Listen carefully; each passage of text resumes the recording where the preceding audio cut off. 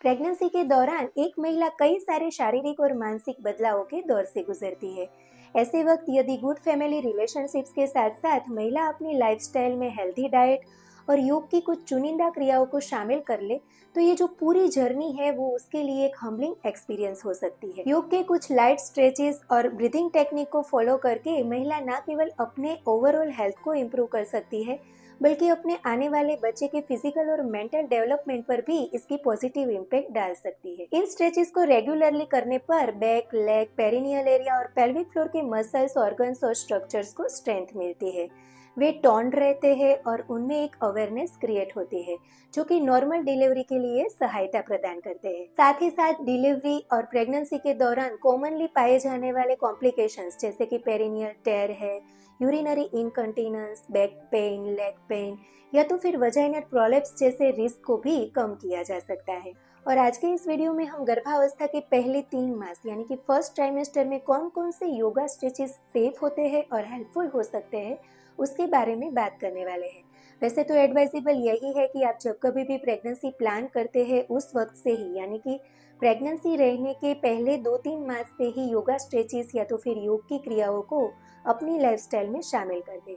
यही आपके लिए ज्यादा फायदेमंद होता है। लेकिन यदि आपकी प्रेगनेंसी प्लान नहीं है या तो फिर इसके बारे में आपने पहले नहीं सोचा था तो कोई बात नहीं, आप जब कभी भी इसे शुरू करना चाहे बेझिझक शुरू कर सकते हैं। आपको डेफिनेटली इसके फायदे मिलेंगे ही मिलेंगे। लेकिन शुरू करने से पहले हम यहाँ ट्रिपल ए जो आपको बताने जा रहे हैं उनको आपको ध्यान में रखना है, जिसमें सबसे पहला ए है एडवाइस। प्रेगनेंसी के दौरान आपको कुछ भी नया शुरू करने से पहले अपने एक्सपर्ट गायनेकोलॉजिस्ट को कंसल्ट कर लेना है। अपनी प्रेगनेंसी के सभी रिस्क फैक्टर को जानने के बाद गायनेकोलॉजिस्ट की एडवाइस को फॉलो करते हुए ही आपको कोई भी एक्सरसाइज या तो योगा स्ट्रेचेस को शुरू करना है और उसमें आगे बढ़ना है। दूसरा ए है अवॉइड। आपको प्रेगनेंसी के पूरे पीरियड के दौरान जंपिंग, रनिंग, हॉर्स राइडिंग या तो फिर टेनिस जैसी गेम और एक्टिविटीज की जो आपके बॉडी को झड़प देने वाली हो उन सभी को अवॉइड करना है। साथ ही साथ डीप फ्लेक्शन, एक्सटेंशन या तो फिर इन्वर्सिंग योगा पोजेस को भी अवॉइड करना है। कपालभाति, भस्त्रिका जैसे प्राणायाम जो आपके बेली को पंपिंग मूवमेंट दे रहे हो, ऐसे हर कोई प्राणायाम को भी आपको इस समय के दौरान नहीं करना है। आगे बढ़ते हैं लास्ट ए की ओर जो कि है अलर्टनेस या तो फिर अवेयरनेस के लिए। फ्रेंड्स, दुनिया में सबसे ज्यादा यदि आपको कोई जानता है तो वो खुद आप है। यानी कि आपकी क्षमताएं और लिमिटेशन के बारे में जितना आप जान सकते हैं उतना दुनिया का कोई भी डॉक्टर या एक्सपर्ट नहीं जान सकता है। तो इस बात को ध्यान में रखते हुए आपको आपके बॉडी के प्रति अवेयर रहना है और हर कोई स्ट्रेचेस को धीरज और समझदारी पूर्वक शुरू करना है और उसमें धीरे धीरे आगे बढ़ते रहना है। इस वक्त किए जाने वाली हर कोई एक्सरसाइजेस या तो फिर स्ट्रेचेस का मेन मोटो या तो फिर लक्ष्य जो है वो आपको प्रेगनेंसी और डिलीवरी के लिए प्रिपेयर करना या तो फिर अवेयर करना ही होना चाहिए। तो चलिए इन ट्रिपल ए को जानने के बाद जानते हैं कुछ योगिक क्रियाओं को जो आपको फर्स्ट ट्राइमेस्टर में हेल्पफुल हो सकती है। शुरू करते हैं उज्जाई ब्रीथ से। ये उज्जाई ब्रीथ ना केवल आपको 1 या 2 घंटा करना है लेकिन इस ब्रीथ को आपको एक आदत बना लेनी है। यानी कि आप जब कभी भी ब्रीथ करते हैं या सांस लेते हैं तब आपको उज्जाई प्राणायाम में जिस तरह से सांस ली जाती है उसी तरह से सांस लेने की आदत डाल लेनी। सॉफ्ट स्नोरिंग वॉइस के साथ धीरे धीरे सांस को अंदर भरना है और कॉन्शियसली धीरे धीरे सांस को बाहर छोड़ देना है।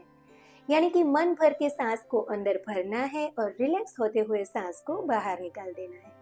प्रॉपर वे से उज्जाई ब्रीथ कैसे करते हैं उसकी वीडियो की लिंक हमने डिस्क्रिप्शन बॉक्स में दे दी है, तो आप एक बार उसे जरूर से देखें। ये ujjayi breath oxygenated blood circulation पूरे बॉडी में बढ़ा देती है जिससे कि आपकी हर कोई सिस्टम अच्छी तरह से काम करती है और आपका और आपके बच्चे का हेल्थ इंप्रूव होता है। इसके साथ साथ आपको मूल बंध का अभ्यास भी 3 से 4 बार जरूर से करना है, जिसकी लिंक हमने डिस्क्रिप्शन बॉक्स में दे दी है। आप वहां जाकर एक बार जरूर से सीख लें इसे। अब आगे बढ़ते हैं योगा पोजेस की ओर, जिसे आप दिन में सुबह या तो शाम जब कभी भी आपको अनुकूल है उस वक्त खाली पेट कर सकते हैं।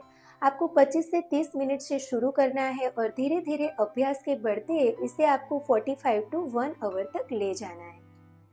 सबसे पहले देखते हैं ताड़ासन को। मैट पर सीधे खड़े रहकर अपने दोनों हाथों को ऊपर की ओर खींचे, अपनी स्पाइन को सीधा रखें और दोनों पैरों पर शरीर का समान रूप से वजन आने दें। पैरों को जैसे कि गुरुत्वाकर्षण बल नीचे खींच रहा है और हाथों को जैसे कि कोई डोर ऊपर खींच रही है, इस तरह की फीलिंग के साथ डीप ब्रीथिंग लेते रहे। 30 से 60 सेकंड तक इसी स्थिति में स्थिर रहे और रिलैक्स होकर फिर से इसी आसन को 3 से 4 बार रिपीट करें।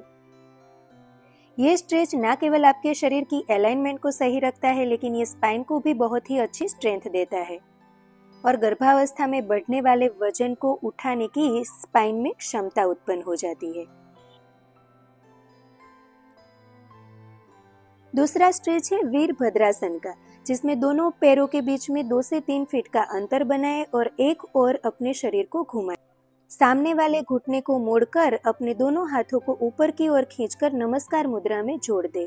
सिर को पीछे झुकाकर स्पाइन को कर्व दे और पीछे वाले पैर को सीधा ही रखे। 30 से 50 सेकंड तक इसी आसन में स्थिर रहे और फिर रिलैक्स होकर दूसरी ओर इसी आसन को दोहराए।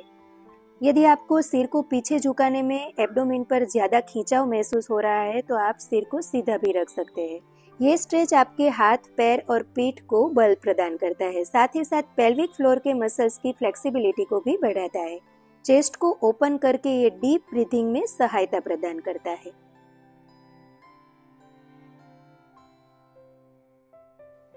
आगे बढ़ते हैं मलासन की ओर, जिसमें आपको दोनों हाथों को इस तरह से अपने थाई को पीछे की ओर धकेलते हुए बैठ जाना है।